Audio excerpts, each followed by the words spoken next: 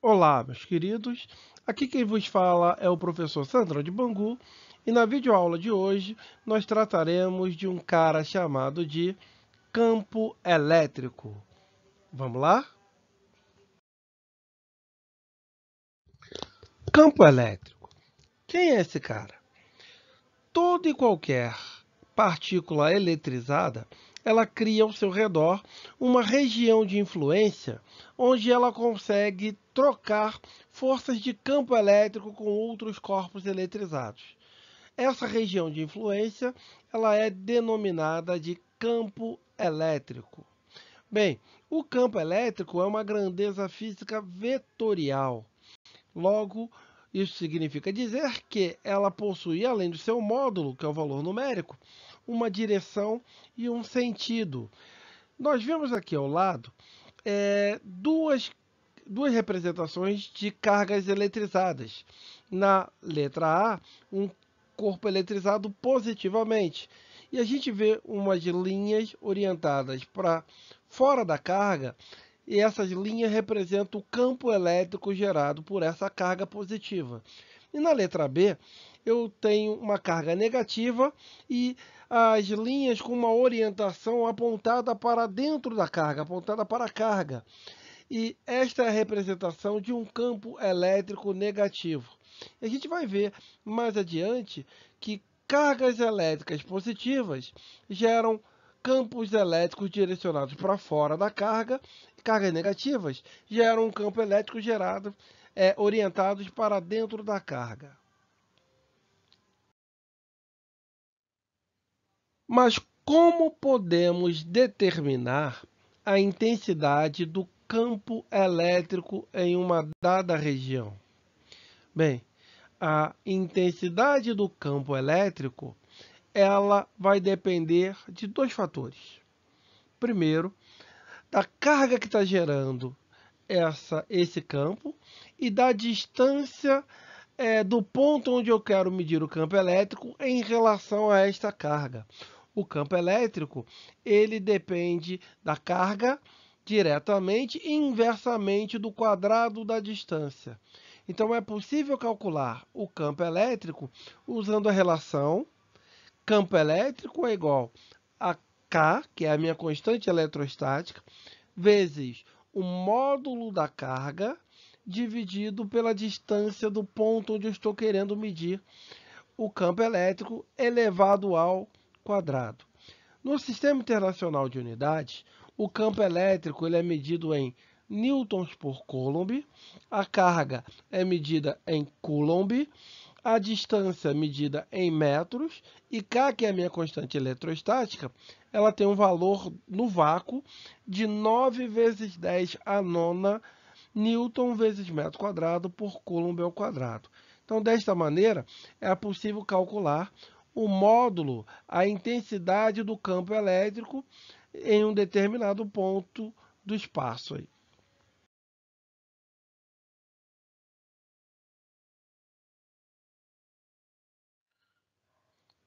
Carga de prova ou carga de teste. Quem é esse candango? A carga de prova ou carga de teste, como o próprio nome diz, é uma carga utilizada para comprovar algo, para testar algo. Então, a finalidade de uma carga de prova é verificar a existência ou não de um campo elétrico numa determinada região.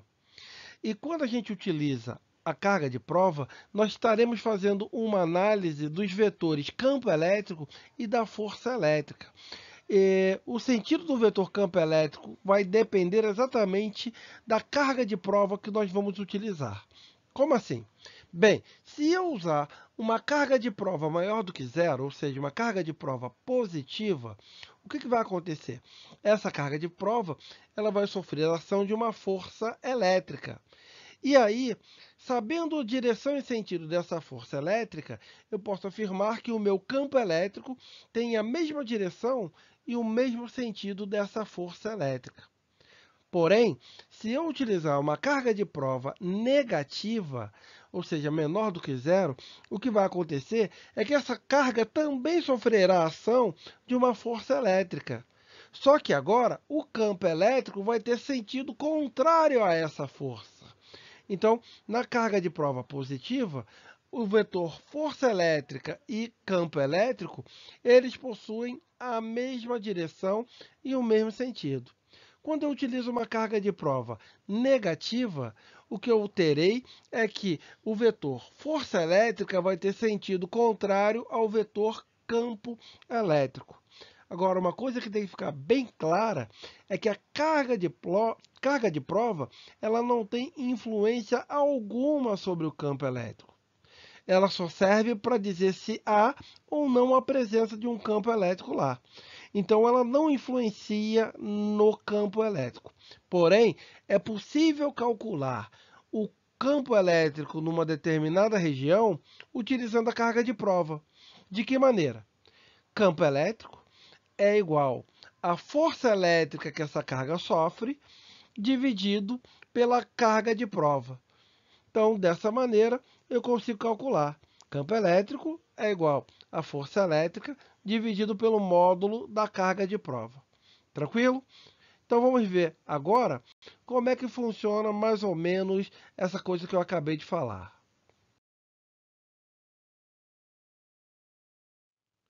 Então, com base no que eu acabei de falar anteriormente, nós partiremos para a determinação do vetor campo elétrico.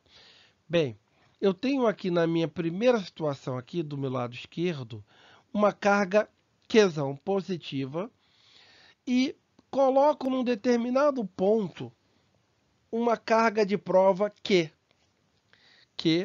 por sinal ela é negativa. O símbolo de menos aqui exemplificando o sinal de carga negativa.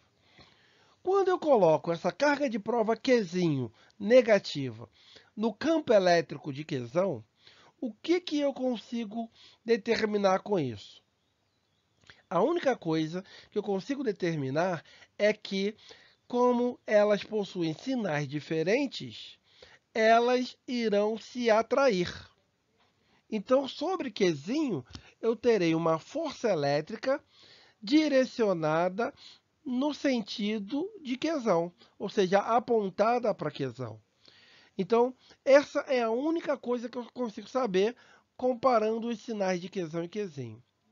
E aí, com o conhecimento anterior, lá que nós falamos que quando a gente usa uma carga de prova negativa, o campo elétrico e a força elétrica, elas possuem sentidos opostos, ou seja, se a minha força elétrica está apontada para Qzão, o meu campo elétrico vai estar orientado no sentido contrário, ou seja, orientado para fora de Qzão, ok? Então, dessa maneira, F e E possuem a mesma direção e sentidos opostos. Agora imagine a mesma situação do campo elétrico gerado pela carga Qzão positiva, e ao invés de eu usar uma carga Qzinho negativa, eu utilize uma carga de prova positiva, um Qzinho positivo. Então, qual é a coisa que eu consigo saber da interação de Qzão e Qzinho? Eu só consigo saber se entre eles vai acontecer uma atração ou uma repulsão. Então, no que eu tenho aqui, como Qzão é positivo e a carga de prova Qzinho também é positiva, isso significa que Qzinho vai sofrer uma repulsão. Então, como é que eu vou indicar essa repulsão sofrida pela carga de prova? A força vai estar direcionada de tal maneira que vai demonstrar que Qzinho vai se afastar de Qzão. E é o que nós temos aqui. Então, essa é a única coisa que eu consigo saber com os sinais das cargas. Aí vem o meu conhecimento prévio da carga de prova utilizada. Então, quando eu utilizo uma carga de prova positiva, qual é a relação entre E e F? Quando a carga de prova é positiva, eu tenho que força e campo elétrico apresentarão o mesmo sentido. Então, como eu já havia determinado o sentido de F, que era um sentido de repulsão, o campo elétrico ele terá o mesmo sentido de F. Então, força e campo elétrico, neste caso, possuem o mesmo sentido. Legal? Bacana? Então agora, compare as duas situações do campo gerado pela carga Qzão positiva. Na primeira eu usei uma carga de prova negativa, na segunda eu usei uma carga de prova negativa. Na primeira, eu tive uma força de atração, que aponta para Qzão. Na segunda, eu tive uma força de repulsão, que aponta para fora de Qzão. Mas o que me interessa não é a força, não é como a força está, e sim como o campo elétrico atua. E se nós repararmos, tanto na carga de prova negativa quanto na carga de prova positiva, o campo elétrico ele aponta para fora de Qzão. Ou seja, o campo que a carga Qzão positiva gera naquele ponto, ele aponta para fora de Qzão, tanto na primeira situação da carga de prova negativa, quanto na segunda situação da carga de prova positiva. E isso comprova que a carga de prova ela não influencia no campo elétrico. O campo elétrico só depende de quem o gera. E neste caso, quem está gerando esse campo elétrico é a carga Qzão positiva. Ok? Então agora, no nosso segundo exemplo, eu tenho uma carga Qzão geradora do campo negativa. Então o meu Qzão agora é negativo. E o que eu vou fazer? Eu tenho duas situações, onde numa eu vou colocar uma carga de prova positiva, e em outra eu vou utilizar uma carga de prova negativa. Só para demonstrar que o campo elétrico não vai mudar, independente do sinal da carga de prova que eu for utilizar.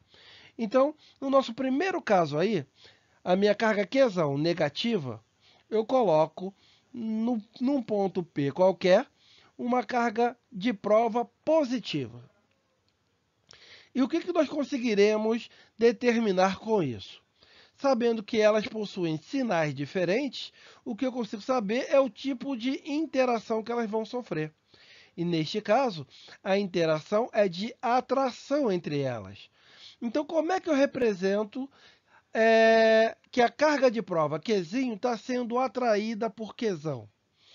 Eu represento com a força representada em preto, apontada, direcionada para o Qzão. Então, dessa maneira, a minha força representa uma atração. Legal. Então, feito isto, aí eu vou para o meu conhecimento em relação à carga de prova utilizada. Então, eu sei que quando eu utilizo uma carga de prova positiva, o campo elétrico e a força elétrica, elas possuem o mesmo sentido. E como eu já sei o sentido da força F, o sentido do campo elétrico será o mesmo da força F. Ou seja, o meu campo elétrico em vermelho vai estar direcionado no mesmo sentido de F, ou seja, apontado para a minha carga Qzão negativa. Ok? Então agora, vamos considerar que eu troque essa carga Qzão positiva, perdão, troque essa carga de prova Qzinho positiva por uma carga de prova Qzinho agora negativa, interagindo com a mesma carga Qzão negativa. O que vai acontecer? Quando eu analiso a interação entre Qzão negativo e Qzinho também negativo, o que eu percebo é que cargas de sinais iguais, elas vão se repelir. Vai acontecer uma repulsão. E como que eu represento uma força de repulsão? A repulsão indica um afastamento. Então, a força que atua sobre a carga de prova vai indicar sobre ela um afastamento. Então, está aqui a minha força em preto, representando a força elétrica de repulsão. Determinada a direção e sentido da força elétrica, agora eu vou para a determinação do campo elétrico. E como é que eu vou determinar isso? Com base na carga de prova que eu escolhi. Quando a carga de prova escolhida é negativa, a força e o campo elétrico possuem a mesma direção, porém sentidos contrários. Então, se a minha força F está orientada para a direita, o meu campo elétrico vai ter sentido contrário, vai estar orientado para a esquerda, apontando para quesão negativo. Então, se a gente comparar as duas figuras aí de carga quesão negativa, o que muda? Qual é a única diferença? A única diferença está no sentido que a força está. No primeiro caso, a força aponta para a quesão, e ela aponta no sentido contrário à quesão. Mas não é isso que me interessa. O que me interessa é o campo elétrico. E se a gente perceber, nos dois casos, o campo elétrico ele está orientado, direcionado, apontado para a carga quesão negativa. E isso vem de encontro ao que eu falei anteriormente, né? Campo elétrico gerado por cargas positivas, o campo elétrico aponta para fora da carga. Campo elétrico gerado por cargas negativas, o campo elétrico ele vai apontar para dentro da carga, como ficou demonstrado aqui. E a carga de prova, como nós vimos, ela não altera o campo elétrico. Pode ser ela positiva ou negativa, o campo elétrico vai ser o mesmo, porque ela só depende de quesão, que é quem gera esse campo elétrico. Tranquilo? Pré-ridículozinho? E para compreendermos o campo elétrico numa determinada região, é necessário que a gente saiba quem são as linhas de campo ou linhas de força. Quem são elas? São linhas orientadas que permitem a visualização do campo elétrico numa determinada região. As linhas, elas vão partir de cargas positivas, ou seja, saem de cargas positivas e chegam ou morrem em cargas negativas. As linhas, elas nunca irão encostar uma na outra, elas nunca irão se cruzar. E o vetor campo elétrico é sempre tangente a essas linhas. E quando eu tenho uma representação de linhas, quanto mais próximas as linhas estiverem uma das outras, maior será a intensidade do campo elétrico nessa região. Quanto mais afastadas as linhas estiverem uma das outras, menor ou mais fraco será o campo elétrico nessa região. Então aqui, ao lado, eu tenho a representação básica do que eu acabei de falar. Na minha primeira figura, na figura de cima, eu tenho do lado esquerdo uma carga positiva e do lado direito uma carga negativa. E as linhas saindo de uma carga e indo para outra. Ou seja, as linhas, a orientação dela é de sair, de nascer nas cargas positivas e de morrerem, de chegarem nas cargas negativas. Ok? Então, as orientações das linhas sempre serão partindo das cargas positivas e chegando nas cargas negativas. Na figura central, eu tenho aí duas cargas positivas. E o que acontece quando eu tenho duas cargas de mesmo sinal? Ocorre a repulsão. Então, o que vai acontecer com as linhas dela é exatamente a mesma coisa.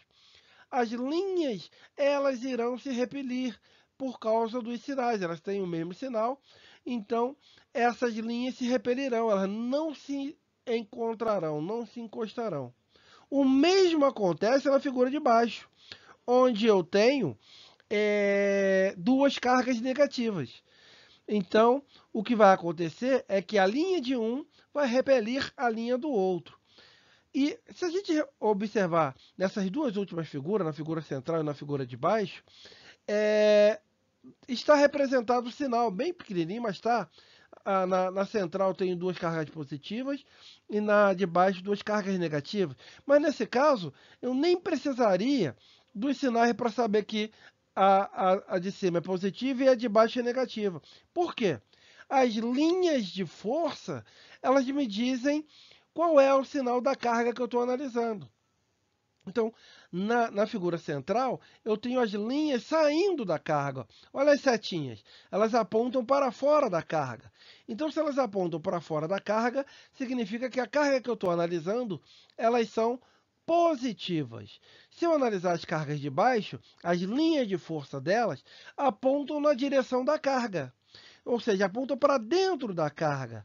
E se isso acontece, eu estou diante de cargas negativas. Tranquilo?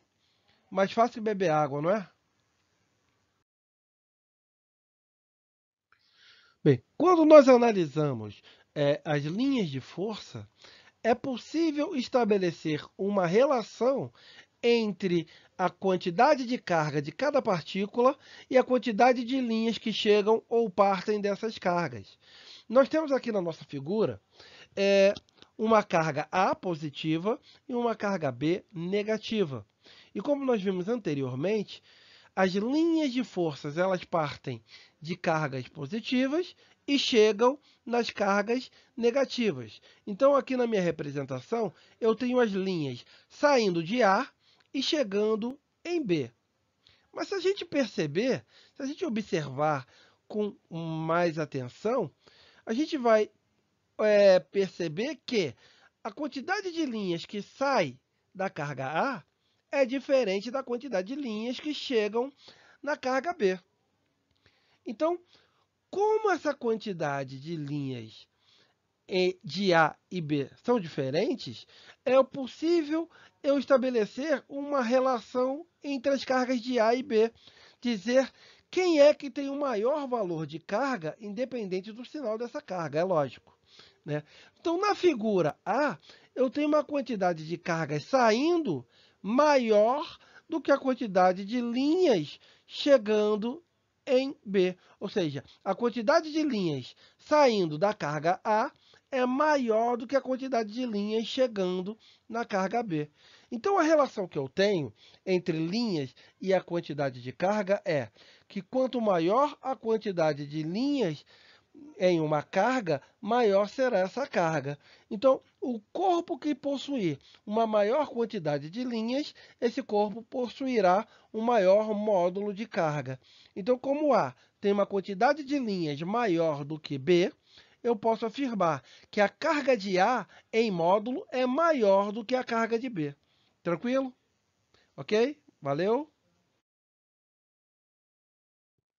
Campo elétrico uniforme. Quando é que eu terei, numa determinada região, um campo elétrico uniforme? Então, numa região, o campo elétrico lhe será dito uniforme quando, em todo e qualquer ponto dessa região, o vetor campo elétrico possui sempre a mesma direção, o mesmo sentido e o mesmo valor. Então, se essas características se mantêm em todos os pontos dessa região, eu estou diante de um campo elétrico uniforme. Então, isso significa que o campo elétrico ele é constante. Normalmente, o campo elétrico uniforme, nós obtemos ele através de uma região entre placas eletrizadas. Então, eu tenho aqui na minha figura duas placas eletrizadas, uma placa positiva e outra negativa, e a representação na região entre essas duas placas de um campo elétrico uniforme. E como é que eu determino, nesta região, o valor do campo elétrico? O campo elétrico ele vai depender de duas coisas. Primeiro, da diferença de potencial entre as placas eletrizadas e da distância entre elas. Se eu souber qual é a diferença de potencial entre as placas e qual é a distância entre as placas, é possível calcular o campo elétrico utilizando a relação E é igual a U sobre D, onde U é a minha diferença de potencial, é a DDP entre as placas, medida em volt, e D é a distância entre as placas, medida em metros. Então, com base nessa relação, a gente vai ter mais uma unidade de medida para campo elétrico, que até agora ele era dado em newtons por coulomb, né? Mas, a partir de agora, o mesmo campo elétrico também poderá aparecer como volt por metros. Ambas são unidades de campo elétrico no sistema internacional. Tranquilo?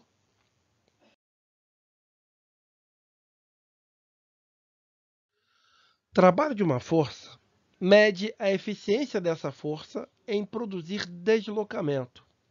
Agora, Como utilizar o conceito de trabalho dentro de eletrostática? Da mesma forma. O trabalho da força elétrica em um campo elétrico uniforme, ele vai depender da força elétrica e do deslocamento. Quando uma carga de prova é colocada no interior do campo elétrico, entre duas placas, por exemplo, passa a agir sobre ela uma força elétrica. E essa força elétrica vai fazer com que esta carga de prova se desloque. Então, se eu souber qual é a intensidade da força que atua nessa carga de prova e o quanto ela se deslocou, eu consigo determinar o trabalho dessa força elétrica através da relação força elétrica vezes deslocamento. Mas nós vimos anteriormente que a força elétrica ela também pode ser calculada por carga vezes campo elétrico. Então, dessa maneira, o trabalho dessa mesma força elétrica ele também poderá ser calculado se eu conhecer o valor da carga, a intensidade do campo elétrico e a distância entre as placas ou o deslocamento da partícula. Então, o trabalho da força elétrica ela fica determinada através de carga elétrica vezes campo elétrico vezes a distância entre as placas ou o deslocamento da partícula, ok? Então, nós fechamos por aqui. Fique com Deus e um grande abraço. Beijo do Negão.